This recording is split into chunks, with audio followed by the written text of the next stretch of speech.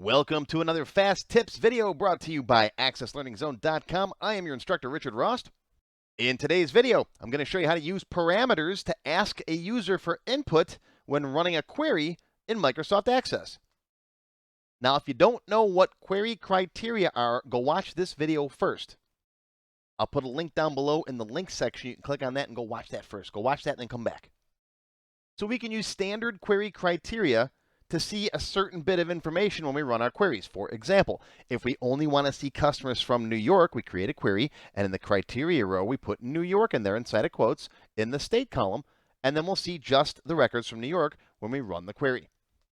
Now, this is all fine and dandy, but if you want to make changes, let's say you want to see people from Florida or Pennsylvania, then you either have to go into Design View and change it, or you have to make 50 different queries. And neither one of those is a very good solution. So that's where a parameter query comes in.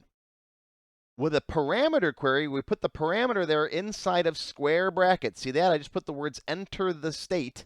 That's my prompt. When I run the query now, it'll say enter parameter value, enter the state. The user types in the value, whatever they want in there, New York, Pennsylvania, Texas, whatever, and then they'll see the records that they've selected.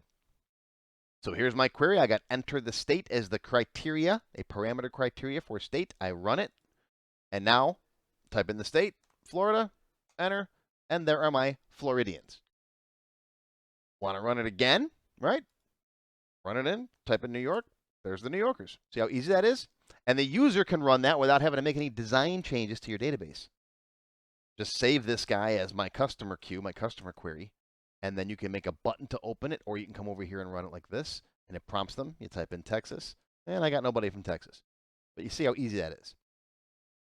Now, this type of query gives you an exact match, but you can also use inequalities. For example, put a greater than sign here, and then say greater than start date as your criteria, and when you run this query, it'll give you all the orders that are greater than that start date. You can use the between keyword and say between start date and end date. That will give you a range of date values. Be careful though, because if you have times in your date values for your orders, for example, you have to be careful to make sure that you say greater than or equal to start date and less than end date, because the between keyword won't work. I got a whole separate video on that. Here's a link right there. You'll find it down below in the link section. Go watch that if you got times in your date values. You can also use wildcard searches and the like keyword, like, and then a star, and then last name search, and then another star. You could type in any part of the user's name, and it will find it for you. Again, I've got a whole separate video using the like keyword and wildcard searches. If you don't want to get the parameter from the query itself, you can create a form with a field on it like this, click a button, and then the query will get that parameter from the form. Again, whole separate video on that. Watch my form name video. These are all free videos, by the way. They're on my website. They're on my YouTube channel. Go watch them. They're really good. Now, what happens if you get the enter parameter value box and you're not expecting to?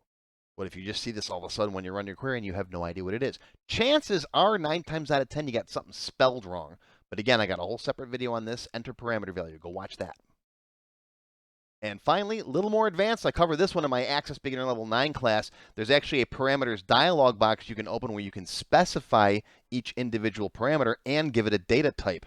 So for example, if start date has to be a date, you can specify that value, and it will warn the user if they don't type in a proper date value. Again, that's my Access Beginner 9 class. So there you go. There's the quick and dirty of how to use parameter queries. Again, there's lots more videos about this stuff on my website, accesslearningzone.com. Hope you learned something, and we'll see you next time.